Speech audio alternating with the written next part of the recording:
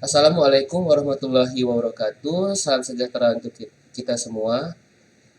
Terima kasih kepada Bu Wifi Nadiah Ivantianti SSIMN selaku dosen pembimbing pertama saya, Ibu Rinjani Ratih Rakasiwi STMT selaku dosen pembimbing kedua saya.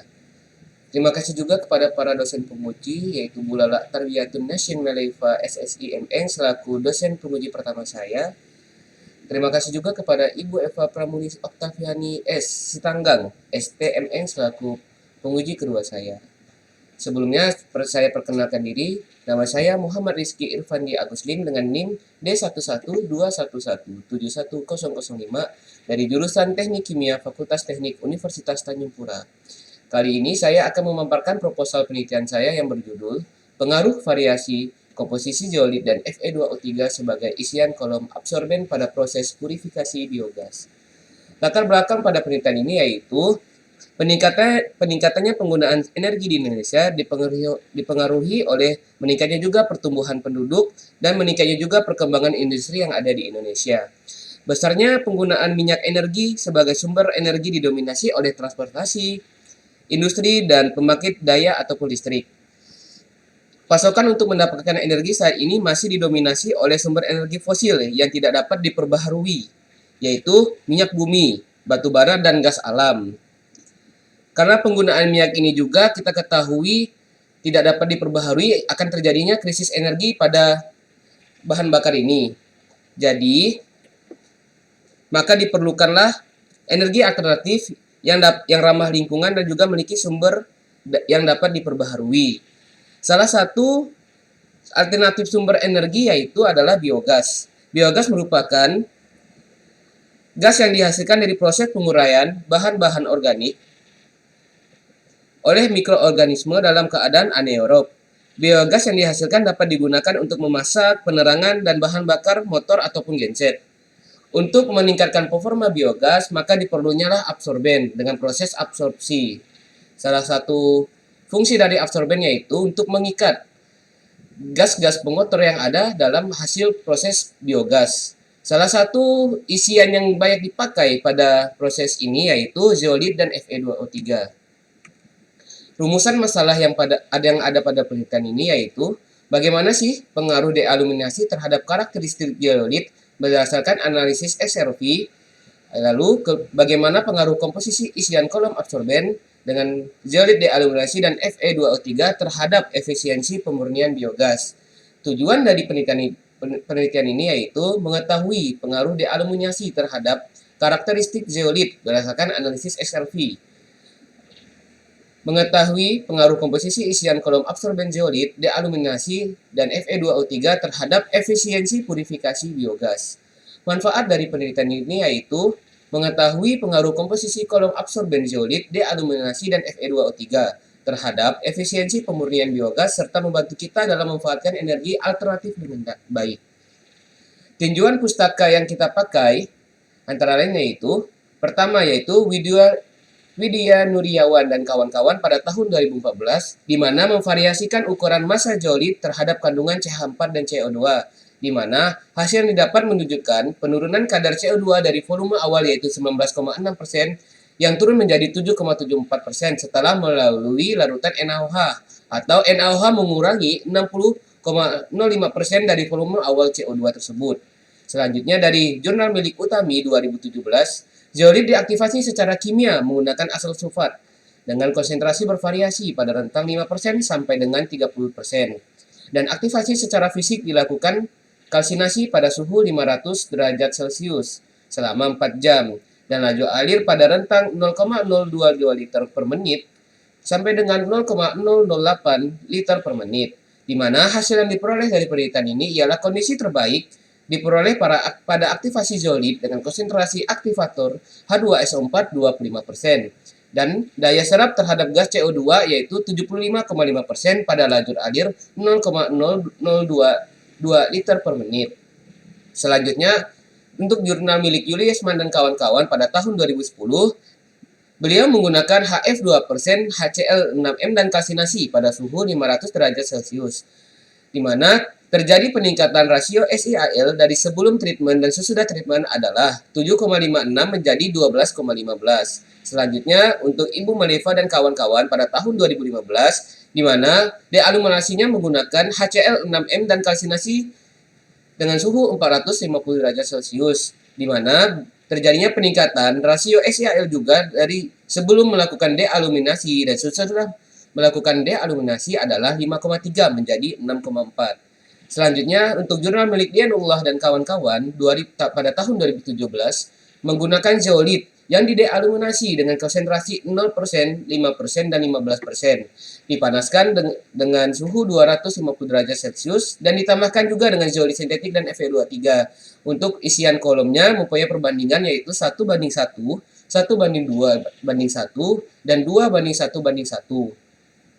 Di daftar aktivasi terbaik yaitu di kadar 5% NaOH dan peningkatan rasio SIAL adalah 5,159 dan variasi isian terbaik ialah 2:1:1.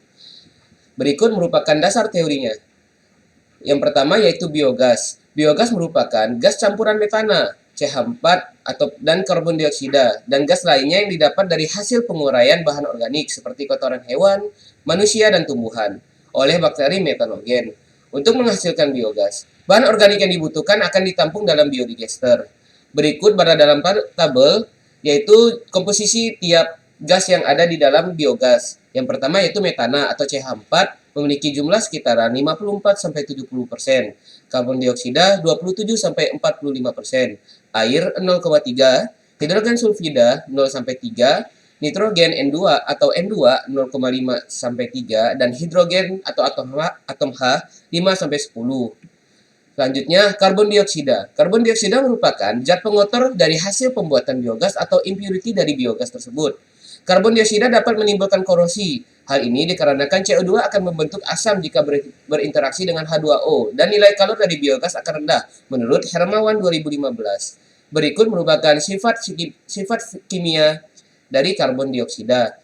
Yang pertama memiliki titik didih minus 78,5 derajat Celcius, titik leleh 56,6 derajat Celcius, temperatur kritis 38 derajat Celcius, tekanan kritis 0,6 kg cm kubik G, densitas atau wujud gas 1,873 kg per meter kubik, kelarutan dalam air 1,45 gram per liter, keasaman 6,36 sampai dengan 10,33, viskositas yang dimiliki yaitu 0,07 cp pada suhu minus 78 derajat Celcius. Selanjutnya yaitu hidrogen sulfida. Hidrogen sulfida atau H2S adalah gas yang tidak berwarna, beracun dan mudah terbakar kalau berbau seperti telur busuk. Gas ini timbul dari aktivitas biologis ketika bakteri mengurai bahan organik dalam keadaan tanpa oksigen atau aktivitas anaerobik, seperti di rawa dan saluran pembuangan kotoran.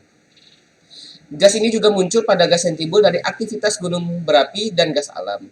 Hidrogen sulfida terbentuk dari proses penguraian bahan-bahan organis oleh bakteri. Maka dari itu, H2S terdapat dalam minyak dan gas bumi, selokan air dan air yang tergenang. Misalnya rawa-rawa dan juga terpenuh pada proses-proses industri maupun proses biologi lainnya. Hidrogen sulfida jika berinteraksi dengan senyawa H2O akan menimbulkan korosi dalam instalasi proses pembuatan biogas. Kedua, pemurnian biogas. Biogas mengandung unsur-unsur yang tidak bermanfaat untuk pembakaran, khususnya CO2 dan juga H2S. Karena itu, perlulah dilakukan pemurnian biogas dari gas karbon dioksida dan pemurnian biogas yang dapat dilakukan dengan berbagai macam cara teknik antara lain yaitu metode water scrubbing. Metode water scrubbing yaitu metode pemurnian biogas menggunakan air sebagai pencuci impuritas dari biogas. Lalu yang kedua ada metode membran. Metode membran merupakan metode yang dimana gas ditransportasikan melalui lapisan tipis membran, di mana transportasi tiap komponen dikendalikan oleh perbedaan tekanan parsial pada membran dan permeabilitas tiap komponen dalam membran. Lalu ada metode absorpsi, di mana metode absorpsi biogas ini baik secara fisika maupun kimia efektif untuk laju aliran gas yang rendah, di mana biogas dioperasikan dalam kondisi normal. Pemurnian dengan metode absorpsi ini mentransfer gas melewati fluida atau campuran endapan yang memiliki kandungan zat yang dapat mengikat impuritas dan membebaskan CH4 dalam biogas. Lalu, metode absorpsi. Metode absorpsi merupakan merupakan proses yang terjadi ketika gas atau cairan terlarut terakumulasi pada permukaan suatu padatan atau cairan absorben yang membentuk lapisan molekul atau atom absorbat. Selanjutnya yaitu faktor yang mempengaruhi absorpsi gas padat, antara lain yaitu jenis absorbatnya, karakteristik absorben, temperatur, dan tekanan absorbat. Selanjutnya kepada bahan isian yaitu zeolit. Zeolit merupakan senyawa aluminosilikat terhidrasi yang terdiri dari ikatan SiO4 dan AlO4 tetrahidra yang dihubungkan oleh atom oksigen membentuk kerangka. Pada kerangka zeolit, tiap atom Al bersifat negatif dan akan dinetralkan dengan kation yang mudah dipertukarkan. Kation yang mudah dipertukarkan yang ada pada kerangka zeolit ini akan berpengaruh dalam proses absorpsi dan sifat termal zeolit. Selain jenis kation, kemampuan absorpsi zeolit juga dipengaruhi dengan rasio SiAl dan luas permukaan pori-pori zeolit tersebut. Selanjutnya yaitu Fe2O3 atau bisa kita sebut biji besi. Secara umum memiliki komposisi utama yaitu besi oksida atau Fe2O3 atau bisa kita sebut juga Fe3O4. Silikon oksida Si2 serta unsur-unsur lain seperti nikel, Mg dan yang lain dengan kadar yang rendah. Komposisi kandungan biji besi ini dapat diketahui dengan pengujian misalnya SRV atau X-ray fluorescence. Besi oksida atau Fe2O3 dapat dipakai sebagai absorben dalam purifikasi biogas dalam penurunan kadar H2S. Umumnya, pemisahan gas hidrogen sulfida pada biogas dengan mengabsorpsi gas tersebut dengan besi oksida tersebut menjadi absorben, di mana besi oksida akan mengikat hidrogen sulfida. Reaksi yang terjadi antara besi oksida dengan hidrogen sulfida ialah Fe2O3 ditambah 3H2S akan bereaksi menjadi Fe2S3 menjadi 3H2O menurut Padang 2012. Selanjutnya yaitu hipotesis dari penelitian saya. Hipotesis dari penelitian ini ialah di mana proses dealuminasi akan mempengaruhi rasio SiAl pada zeolit, sehingga saat zeolit terdealuminasi dengan baik, maka pada hasil XRF akan menunjukkan terjadinya peningkatan rasio SiAl pada rangka zeolit. Selanjutnya, setiap variasi media pada isian kolom absorben mempunyai peran dan kemampuan yang berbeda pada proses purifikasi biogas dalam pengurangan zat CO2 dan H2S. Jika didapatkan komposisi isian media yang tepat, maka hasil purifikasi biogas akan semakin baik. Baiknya hasil purifikasi biogas dapat dilihat dari kandungan CH4 yang tinggi. Selanjutnya yaitu metodologi penelitiannya. Yang pertama, waktu dan tempat penelitian. Penelitian ini akan dilaksanakan pada bulan November 2021 sampai dengan Januari 2022. Penelitian ini akan dilakukan di lingkungan Fakultas Teknik Universitas Tanjung Pura Pontianak. Alat dan bahan. Alat-alat yang diperlukan pada penelitian ini ialah instalasi biogas Fakultas Teknik dan tabung absorben.